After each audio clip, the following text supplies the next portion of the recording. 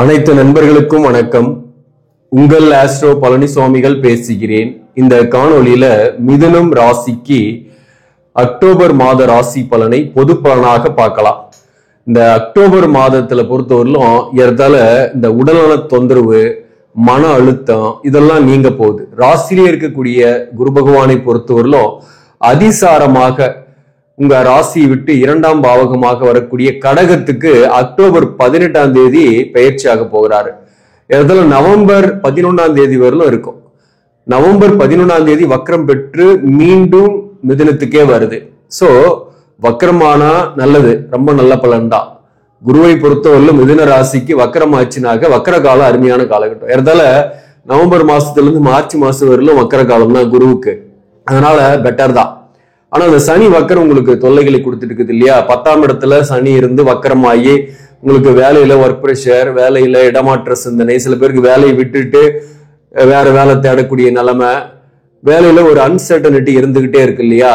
அந்த சனி வக்கர நிவர்த்தின்றது நவம்பர் 27ஆம் தேதி ஏற்படுது.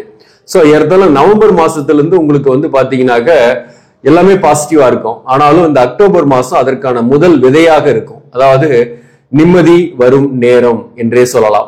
நமக்கு நல்லது நடக்கிறதோ இல்லையோ, குறைந்தபட்சம் கெட்டது நடக்காமையாவது இருந்தாக நிம்மதியா இருக்கலாம் இல்லையா? அந்த நிம்மதி வரும் நேரம் என்றே சொல்லலாம். இந்த ராசியை விட்டு குரு 2ஆம் பாவகத்துக்கு வரும்போது உச்சமாகும். குரு இந்த ராசிக்கு 7ஆம் அதிபதியாகவும் 10ஆம் அதிபதியாகவும் வரக்கூடிய கிரகம்.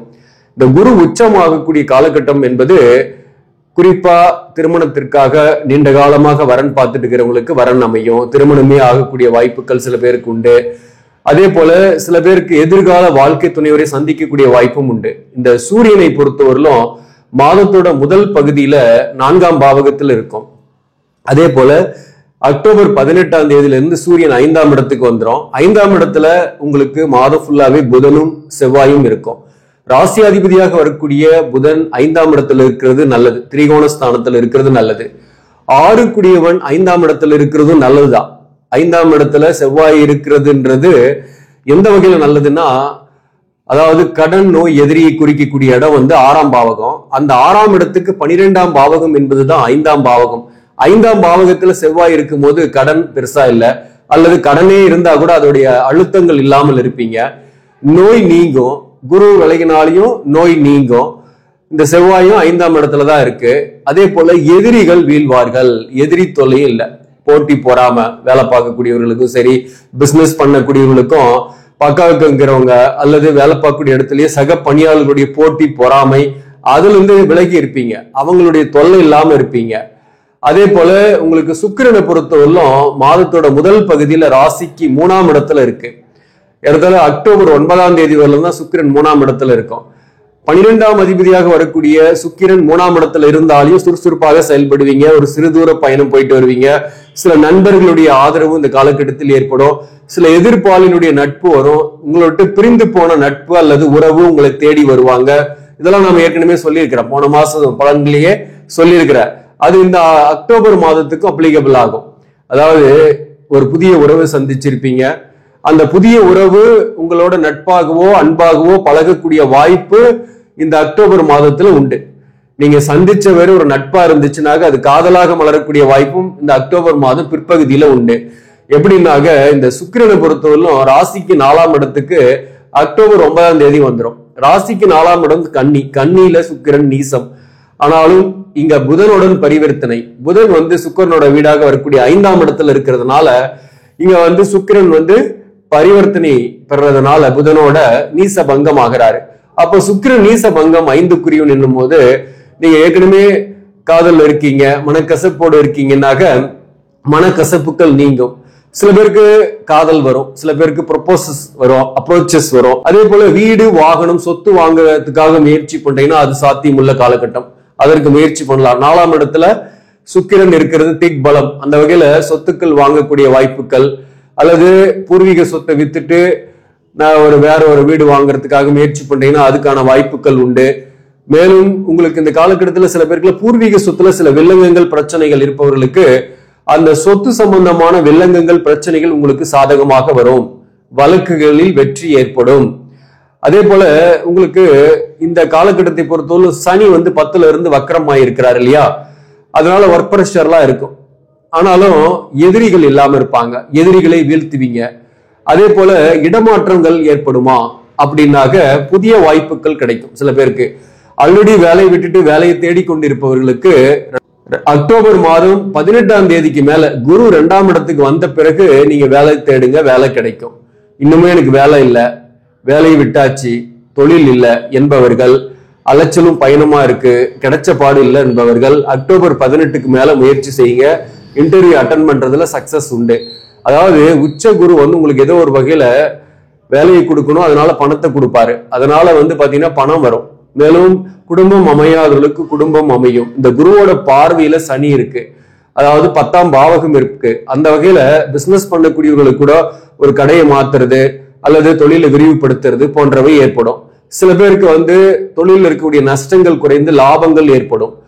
அதனால தொழில் செய்யக்கூடியவர்களுக்கும் இந்த காலகட்டம் சிறப்பாகவே இருக்கு. வேலைக்கு போறவங்களுக்கும் வேலையில் இருக்கக்கூடிய நெருக்கடிகள் பிரச்சனைகள் குறையும். ஒர்க் ப்ரெஷர் மட்டும்தான் இருக்கும், டென்ஷன் இருக்கும். ஏன்னா இந்த வக்கரனால சில பேருக்கு உங்க ஜாதகத்துல சனி வக்கரமா இருக்குன்னு வச்சுங்களேன், நல்ல ஒரு வாய்ப்பே கிடைச்சிடும். அரசு பணியில் இருக்கீங்கன்னா ஒரு நல்ல ஒரு இடமாற்ற செய்திகள் வரலாம், அல்லது ஒரு ஊதிய உயர்வோட வேற ஒரு இடத்துக்கு மாறக்கூடிய செய்திகள் வரலாம். அதே போல உத்தியோகம் தொடர்பான இழுபறிகள் நீங்கும். அதே போல பாத்தீங்கன்னாக்க இந்த ராகு பகவானை பொறுத்தவரை 9ஆம் பாவகத்திலையும் கேது வந்து 3ஆம் இடத்துலயும் இருக்கு. கேது 3ஆம் இடத்துல இருக்கிறது ஒன்றும் பெரிய அளவுக்கு பிரச்சனை கிடையாது, கொஞ்சம் அலைச்சல் இருக்கும். ஒவ்வொரு விஷயத்தையும் கொஞ்சம் அலைஞ்சு திரிஞ்சுதான் நீங்க சக்சஸ் பண்ற மாதிரி இருக்கும்.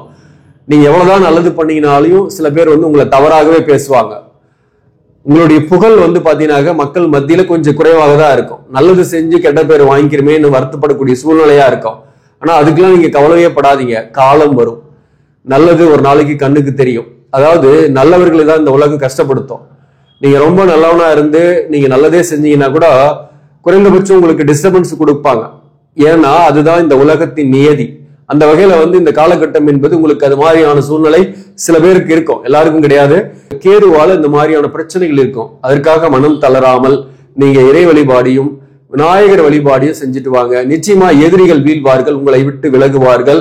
உங்களுக்கு ஆட்டோமேட்டிக்கா நீங்க என்ன நினைக்கிறீங்களோ அது நடக்கும். அதே சமயத்துல 9ல ராகு இருக்கிறதுனால பூர்வீக சொத்து சம்பந்தமான வில்லங்கங்கள் தீரும், பிரச்சனைகள் வந்து அடங்கும். அதே போல உங்களுக்கு தொலைதூர பயணங்கள் சாத்தியமாகும். சில பேருக்கெல்லாம் தொலைதூரத்தில் இருந்து நல்ல செய்திகள் வரலாம். தொலைதூரத்தில் இருப்பவர்களால் உங்களுக்கு ஆதாயங்கள் ஏற்படக்கூடிய வாய்ப்புகள் உண்டு. அதாவது படிக்கக்கூடிய மாணவர்களாக இருக்கீங்கன்னாக்க இந்த நேரத்துல வந்து கல்வியில் இருந்து வந்த மந்தத்தன்மை நீங்கும், தடை அகலும். குறிப்பா ஆரம்ப கல்வி படிக்கக்கூடிய மாணவர்களுக்கு போர்டு எக்ஸாம் எழுதுறீங்கன்னா இந்த டியூரேஷன்ல நல்ல ஒரு ரிசல்ட் வர்றதுக்கு, நல்ல ஒரு மதிப்பெண் வாங்குறதுக்கான வாய்ப்புகள் வரும். இந்த உடம்பு படுத்திக்கிட்டே இருக்கிற சூழ்நிலை எல்லாம் மாறும். அதனாலதான் படிப்புல கொஞ்சம் மந்தத்தன்மை அது நீங்கும். உயர்கல்விக்காக குறிப்பா மருத்துவம் போன்ற கோர்ஸுக்கு சேர முடியல, இன்னமும் நான் முயற்சி பண்ணிட்டு இருக்கிறேன், என்னுடைய ஜாதகத்துல மருத்துவம் படிக்கிறதுக்கான பிராப்தம் இருக்கு ஆனா இன்னும் கிடைக்கல என்பவர்கள் அக்டோபர் 18க்கு பிறகு முயற்சி பண்ணுங்க, கிடைக்கும். முயற்சிகள் கண்டிப்பா சக்சஸ் ஆகும். தொடர்ந்து முயற்சி செய்யுங்க. அதே சமயத்துல இந்த மாதத்தை பொறுத்தவரையிலும் மிருகசீரிஷம் நட்சத்திரத்தில் பிறந்தவர்களுக்கு கணவன் மனைவி உறவு நிலை எப்படி இருக்கும் அப்படின்னாக்க பெரிய அளவுக்கு தொந்தரவு இல்லை. வாழ்க்கை துணைவரால் ஆதாயங்கள்லாம் இருக்கும். சில கருத்து வேறுபாடுகள் இருக்கும். கொஞ்சம் பொறுமையா இருந்தீங்கன்னாக்க கணவன் மனைவி உறவு நிலையில பெரிய பாதிப்பு கிடையாது. மிருகசீரிஷம் நட்சத்திரத்தில் பிறந்தவர்களுக்கு புதிய வேலை வாய்ப்பு கிடைக்கும். சிறு தூர பயணம் போவீங்க, வெளியூருக்கு போயிட்டு வரக்கூடிய வாய்ப்பு உங்களுக்கு சில பேருக்கு உண்டு. மிருகசீரிஷம் நட்சத்திரத்தில் பிறந்தவர்களுக்கு உடல்நல தொந்தரவு கிடையாது. சில நட்புகள் இருந்து வந்த விரிசல்கள் நீங்கும். உங்களை விட்டு பிரிஞ்சு போனவங்க, ஏற்கனவே பழகி பேசிட்டு இருந்தவங்க பிரிஞ்சு போனவங்க மீண்டும் திரும்பி உங்ககிட்ட வந்து பேசுறதுக்கான வாய்ப்பு இந்த காலகட்டத்தில் உண்டு.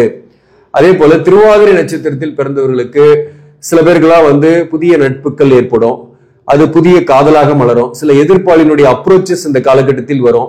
திருமணம் ஆகாதவர்களுக்கு திருமணம் ஆகக்கூடிய வாய்ப்புகள் வரும். மறுமணத்திற்காக வரன் பார்க்கறீங்கனாக வரன் அமையக்கூடிய வாய்ப்புகள் ஏற்படும். வேலையில சில பேருக்கு இடமாற்றங்கள் ஏற்படும். சில பேருக்கு புதிய வாய்ப்புகள் கிடைச்சி போவீங்க.